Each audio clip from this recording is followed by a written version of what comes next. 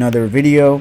And today I'm going to be talking about the Kansas City Chiefs and how I think they might be the scariest team going forward in the next 5 or 6 years in the league. Without further ado, please like, subscribe, and comment down below anything you want, your thoughts about what I was talking about in the video. And I'll definitely get back to all of the people who comment down below. Anyways, today I'm going to be talking about how the Kansas City Chiefs are going to dominate the NFL in the coming years. So, without further ado, the Kansas City Chiefs this year proved that they don't need a stacked roster to be dominant. As long as they got Patrick Mahomes and Andy Reid and Travis Kelce on the same roster, they can beat anybody in the league.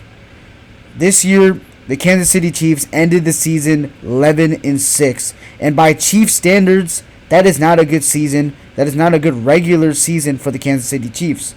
During this season, the Kansas City Chiefs had almost the most amount of drop passes in the league. I think they had like 41 drop passes this year in the league this year, and Patrick Mahomes did not have the best year. So if you look at Patrick Mahomes' stats this year, he had 4,183 yards, 67% completion percentage. He did have 27 touchdowns, 14 interceptions, and he did also have a QBR of 63.1. If you look at it, he did have a lot of career lows this season. And I'm not counting this rookie season. He didn't really play. He only played one game.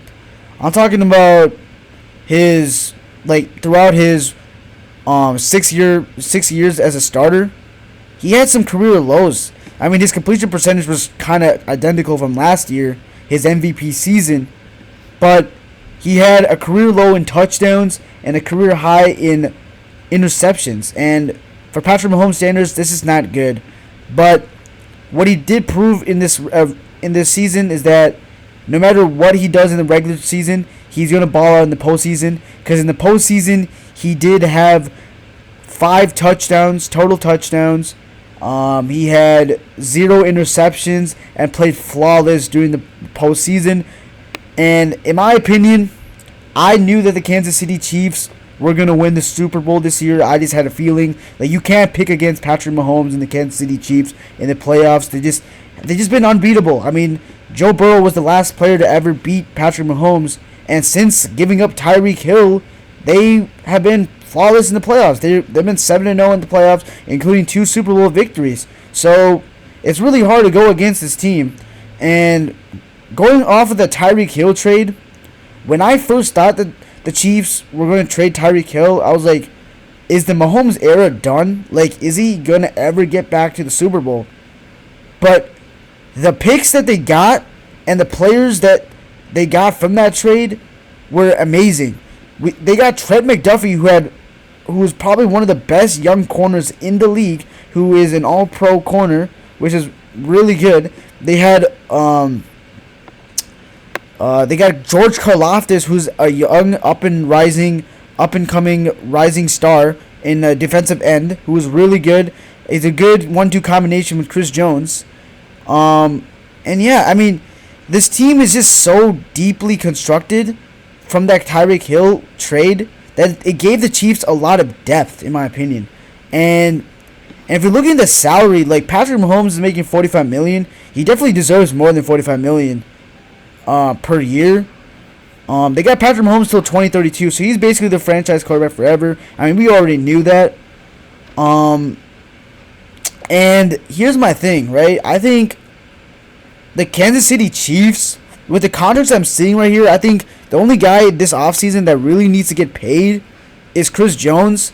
And if I'm the Kansas City Chiefs, I'm having an open checkbook with Chris, or an open check. If I'm the GM of the Chiefs, I'm giving an open check and say, Chris Jones, put any money you want and we'll sign it, because he's so important for the defense of the Kansas City Chiefs. Like, without him, this defense is not the same. And I understand that the Kansas City Chiefs also had a really good secondary, and they still have George Karlaftis and Aminu. But, like, Chris Jones is so good. and during the Super Bowl, he did get a lot of pressure on Brock Purdy. They made Brock Purdy miss some easy throws. So Chris Jones is probably the heart and soul of the Kansas City Chiefs defense. So you definitely have to sign Chris Jones. That's a big must. In order to keep this dynasty going, Chris Jones must be on this team next year. Another guy that I think needs to get paid, I think he was talking about it on a podcast earlier, was L'Jarius Sneed. Him and Trent McDuffie are probably the best secondary duo in the league. And you have to keep L'Jarius Sneed. You either franchise tag him and pay him next offseason, or you pay him now. But I kind of see the Kansas City Chiefs paying Chris Jones this season and franchise tagging L'Jarius Sneed, which is a good option for them. And if you look at the salary cap for the Kansas City Chiefs, they have a dead cap of $500,000. So I guess they're not going to be able to keep everybody, but I'm pretty sure they're going to be able to sign some free agents this offseason. But I'm pretty sure this team, even if they don't sign anybody, they're still going to be a lethal team to go after. I mean, the only guy I think that has a chance to stop the Kansas City Chiefs is themselves. Like, if they turn over the ball and if they don't play well, that's the only team I can see them beat them, is themselves. I mean, people can argue, Joe Burrow beat the Kansas City Chiefs. Yeah, they beat the Kansas City Chiefs in overtime. I mean, that is possible. Joe Burrow is him. He has a chance to beat the Chiefs. But let's be honest, man. Like, that's when they had Tyreek Hill. I think this team has a new identity without Tyreek Hill. The depth of this team, the defense has just been so spectacular. And I just don't see another team beating this team. Like, they're going to be insane. I don't see another team ever beating this team, even if they make the Avengers. Like, that's what the 49ers did this offseason. They made an Avengers team to try to stop the Chiefs. And it just didn't work. Because Patrick Mahomes is just that damn great. Where it's like, he doesn't care if you have the best team around him, against him, bro. If you play him in the Super Bowl, you are going to lose. Like, if you were an NFC team and you want to win the Super Bowl, like for the 49ers, I think the next year 49ers, the Lions, and probably the Cowboys or the Eagles, like, if you were make it to the Super Bowl, you better hope that you don't see Patrick Mahomes in the Super Bowl, because I just don't see a team that can beat them. And I keep saying this because it's just the truth. He's 7-0 in the playoffs without Tyreek Hill, and that's just saying something, right? Now, enough with me rambling about that. I want to talk about about Rashee Rice. I think Rashee Rice, in my opinion, was probably the most improved player in this Chiefs team, because he started off this year very shaky. He was not good. He was dropping a lot of passes, and he just wasn't looking good. But then during the postseason, he started cooking, and he had, I think, against the Dolphins, like 157 yards and a touchdown. He literally played a very pivotal role for Patrick Mahomes this season. I think he had the most receptions for Patrick Mahomes for a wide receiver. Now, I don't think Rashee Rice is a wide receiver one, like right now. Maybe next year he'll have a really good season. But if the Chiefs can get somehow, some way, get Mike Evans, I don't think it's possible, but if they can somehow get Mike Evans, like, this team is going to be insane.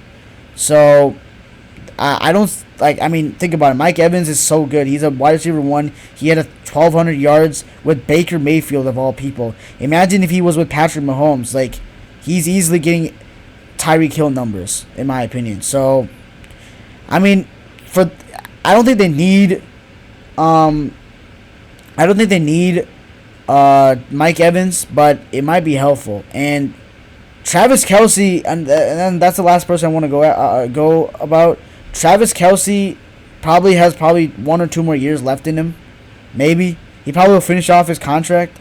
So the Chiefs might have to look for a replacement for tight end. But I trust that the Chiefs will find someone or draft someone. Probably this upcoming draft, they'll probably get a Travis Kelce replacement. But yeah. Anyways, that's it for this video. Comment down below anything you guys want to discuss about it. I'm all for debate. But yeah, I think we're approaching scary hours in Kansas City, and is not looking good for the rest of the league, in my opinion. But anyways, that's it for this video. Please like, subscribe, and comment down below. Thank you.